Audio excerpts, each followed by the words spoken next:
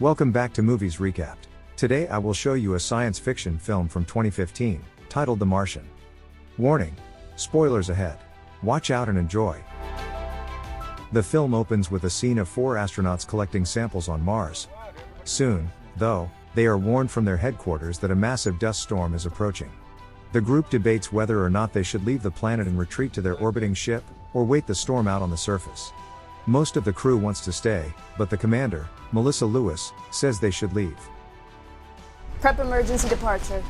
As the storm progresses, it threatens to topple their shuttle, Mars Ascent Vehicle, or MAV.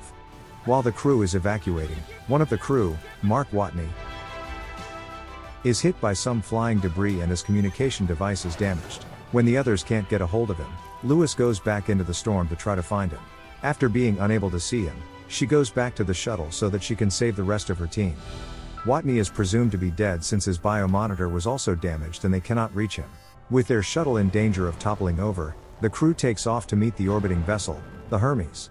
In light of these events, the president makes a statement announcing the end to the Ares 3 mission and the death of Watney. While his death is a sad consequence, he helped to bring about a successful mission. Back on Mars, Watney wakes up after the storm to a blaring low oxygen alarm, an abdominal injury, and no fellow crew. His only chance of survival on this harsh planet is to make it back to the habitat, informally known as the HAB, the crew was living in before. He struggles to make it back, but eventually he makes it. There, he performs surgery on himself to remove the rod from his abdomen and to seal his wound. Realizing that he is unable to communicate with NASA, Watney starts a video diary to help keep himself sane, and to be used as a log in case any future missions are able to recover his body. In the log, he makes it clear that he doesn't blame his crew for leaving, he would have presumed him dead too. Mark then realizes that the only way he will be able to return to Earth is to survive on Mars for the next 4 years while waiting for the Ares 4 crew to arrive. That group, though, is set to land 3,200 kilometers away from where he is currently located. So, not only does he need to survive for 4 years, he needs to travel a great distance. Now that Mark has a grand plan of survival, he has a much more pressing need: food. He takes a log of all the supplies he has at his disposal, and only has enough packaged food for about a year. After that time he will need to grow food to be able to survive. Luckily for him, he is a botanist. He begins to build a garden inside the HAB using the limited resources available to him. He takes Martian dirt and mixes it with the crew's bio-waste to create usable soil similar enough to what he is used to on Earth. He is able to make water by breaking down the compounds in the leftover rocket fuel and causing new chemical reactions. Then he finds and plants some potatoes the crew brought for their Thanksgiving dinner. After a few days, the plants begin to sprout.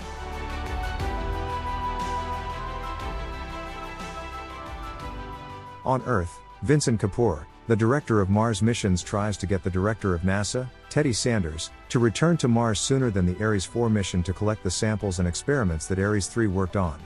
Sanders refuses, saying that public interest is too high, and that they would have to televise everything. He says he doesn't want to put Watney's body in the public eye, especially not knowing how gruesome of a state it might be in. Still, Kapoor pushes back, pointing out that Mark's body will never decompose on Mars, and so will remain in whatever state it's in forever.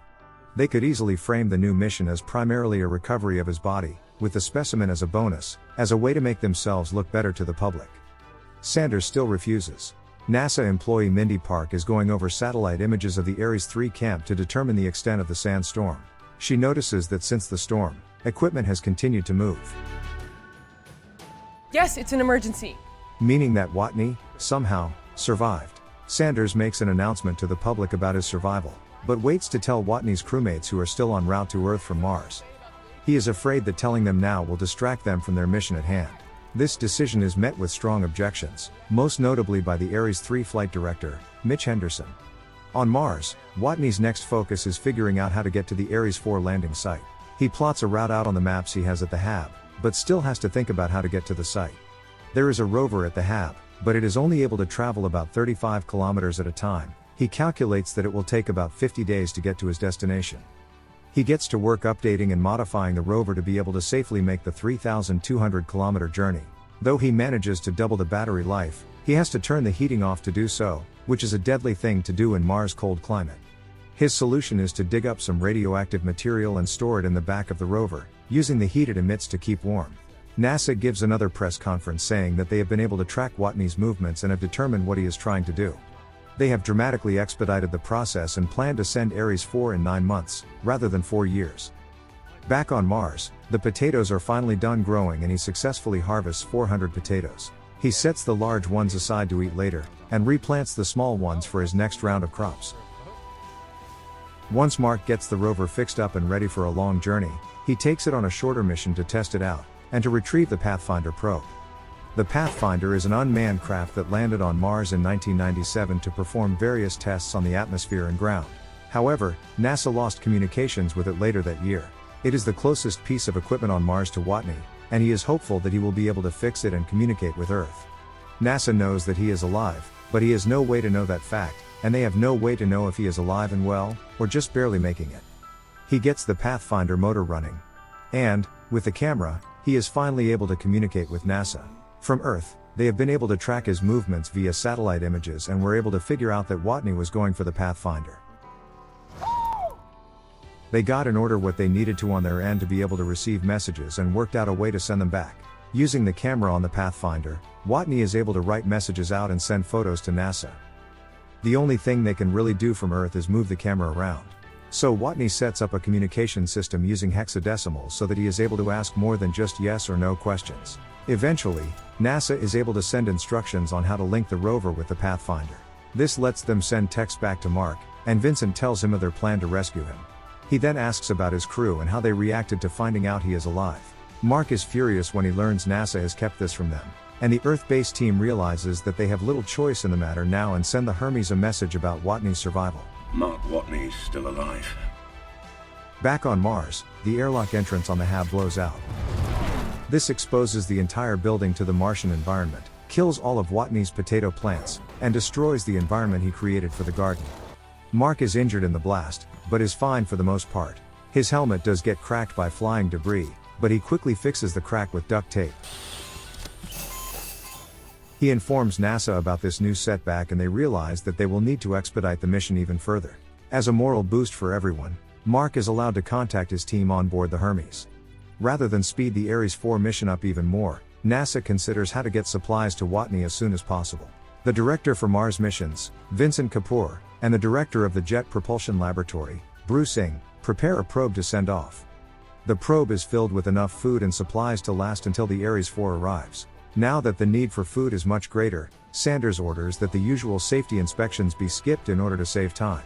As the Atlas V rocket takes off, it is clear that the inspection should have been done, as the rocket explodes and destroys all of the supplies on board. With the amount of time it takes to plan, build, and test a rocket, it seems that there will be no chance to resupply Watney.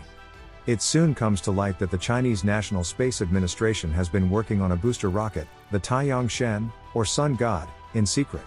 After the explosion of the previous rocket, China allows NASA to use this rocket to send supplies to Watney. Before the rocket is launched, Jet Propulsion Laboratory Astrodynamics, Rich Purnell, thinks of a better plan. He proposed to have the Taiyang Shen meet with and transfer the supplies to the Hermes in space. Astrodynamics. The Hermes would then use Earth's gravitational pull to slingshot itself back to Mars. This would get them there 2 years before the Ares 4. Sanders refuses to allow this, as he sees it as far too risky a maneuver and doesn't want to put the Hermes crew at risk. Henderson, the Ares 3 flight director, sends this plan to the Hermes crew anyway to get their opinions on the matter, since it is their lives and their crew. They unanimously vote to go through with the plan, despite their superiors saying no and the extra 500 days this adds to the mission. Once it is decided, they all call home to their loved ones to tell them they will be gone longer than originally planned, but that it is the right thing to do. The Hermes crew disable the remote control so that NASA cannot change their route from the ground, and change their course to catch Earth's gravitational field instead of land. Publicly, Sanders is forced to support them, but privately demands that Henderson resign from his position after the Ares 3 mission is complete. After 7 months, Watney gathers his supplies and begins his 90-sol journey to Schiaparelli, and the pre-positioned landing site for the Ares 4. That is the location another mob that's just like the one that the crew initially left Mars in. He plans to use it to reach the Hermes when it gets close enough. To do that, though, he needs to make it significantly lighter than it currently is. He gets the interior of the shuttle, reducing it from being capable of transporting 6 people, to just 1. NASA also tells him to remove the front and sides of the ship and to replace them with tarps. The Hermes crew warn him that he may pass out from the force of the launch, About 2 minutes, Watney. How you doing down there? I'm good. but reassure him that it will work out. Unfortunately, the tarps fly off the shuttle almost immediately and Watney passes out. Because he's unconscious, he isn't able to tell his crew that he is alright. The shuttle is too far from the Hermes, and there is nothing Mark can do since he removed the control panel while shedding weight. Thinking quickly, Commander Lewis uses an explosive to breach an airlock on the Hermes that slows them down, but Watney's speed is still at too high a level. The Hermes crew uses a manned maneuvering unit that is tethered to the ship to try to reach Watney, but he is too far away. Improvising, Watney punctures his pressurized suit and uses the escaping air to launch himself to his commander. Finally, after 543 souls, he is no longer alone. After a heartfelt reunion on board the Hermes, the film jumps ahead 5 years to the year 2040. Watney has, appropriately, become a survival instructor for astronaut candidates. Then, as the Ares 5 is about to launch, we get to see where everyone involved in Watney's rescue are in their current lives.